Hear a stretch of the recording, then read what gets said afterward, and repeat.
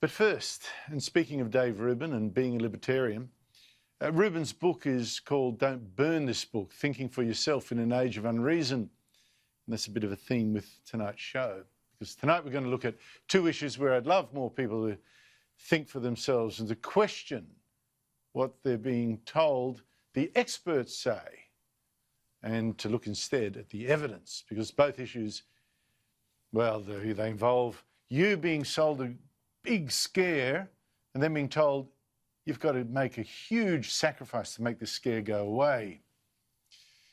One, of course, is global warming, and the other is the coronavirus. And let's start with that. The experts and the politicians who pay them, they say, keep these bans. They're saving us. Now, I've been showing you, maybe, I hope not to the point of boredom, but it's really important. I've been showing this remarkable graphic this week that I've adapted from a new study by Melbourne University and other researchers about coronavirus infections in Victoria.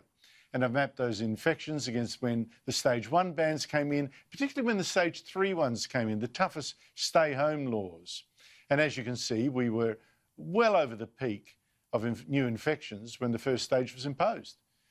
And when the stay-home laws came in, the curve was already squashed.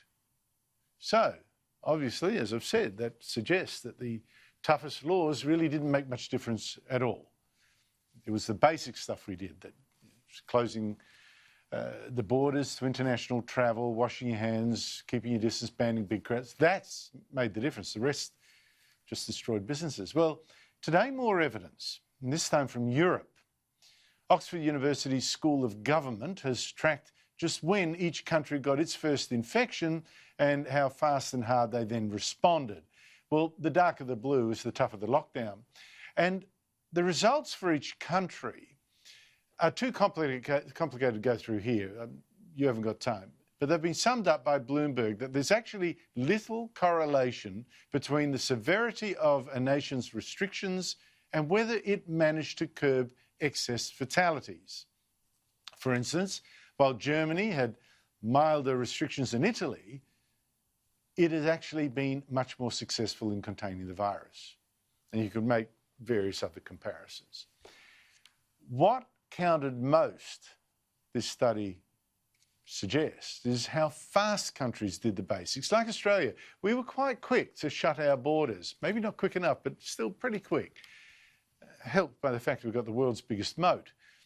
And we had also the basic social distancing measures come in pretty quick. You know, the wash your hands, all that, ban big crowds. What also counted was having a world-class health system that could cope, and we certainly did.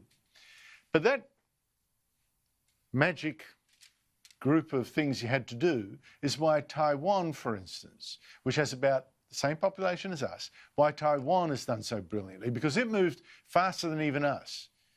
Border controls, mass testing, much more than us, hand sanitizers and face masks everywhere. We struggled with that, obviously. And very, very tough quarantines. Very tough. They did the basics. But apart from that, Taiwan kept shops and schools and restaurants open. And it has had, to this point, just 7 deaths. 7 to our 100. But unlike us, it's kept people in work. Doesn't it amaze you how few politicians and journalists want to talk about Taiwan's success? In fact, it kept schools and markets and shops and restaurants all open.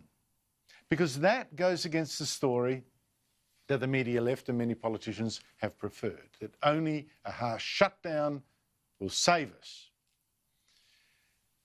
About which my last example is Florida. Now, Florida has got a Republican governor, Ron DeSantis, and he decided early on that the kind of alarmist models that our experts were relying on were junk. And he looked at the data. This is a virus that is very targeted in who it kills. The old, particularly the very old. And that's a problem for Florida because obviously it's got a lot of retirees there. A lot of people from New York, by the way, fled to Florida to escape the coronavirus epidemic there. And of course, the virus targets the sick. What's more, the data shows it's transmitted overwhelmingly indoors. Indoors, not outdoors. A quarter of our deaths have been in nursing homes. many more from people who are cooped up in ships. So first, DeSantis told people, wash your hands, avoid big crowds, the usual.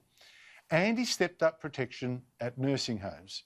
He certainly did not do what New York's Democrat governor, Democrat mind you, that's why he escaped a lot of criticism, New York's Democrat Governor Cuomo did so disastrously. Actually ordered nursing homes taking people who tested positive. That didn't happen in Florida. And again, not like New York. New York,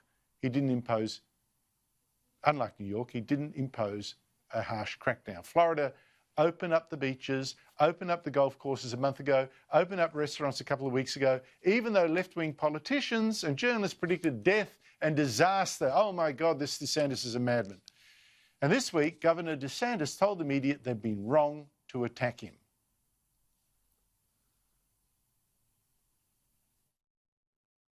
You got a lot of people in your profession who waxed poetically for weeks and weeks about how Florida was going to be just like New York.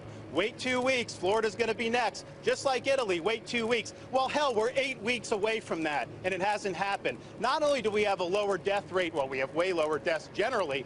We have a lower death rate than the Acela Corridor, D.C., everyone up there. We have a lower death rate than the Midwest, Illinois, Michigan, Indiana, Ohio. He's got a lower death rate in Florida than his immediate neighbours as well. So it amazes me that so many journalists seem so unquestioning about these crippling bans that have so destroyed so many lives. Like the bans now that are still being maintained on flights to Queensland, South Australia, Tasmania, Western Australia, crippling the tourism industry. Look at the evidence. Think for yourselves. And tell some of our politicians to get some guts, lift more bans, and save this country from financial hell.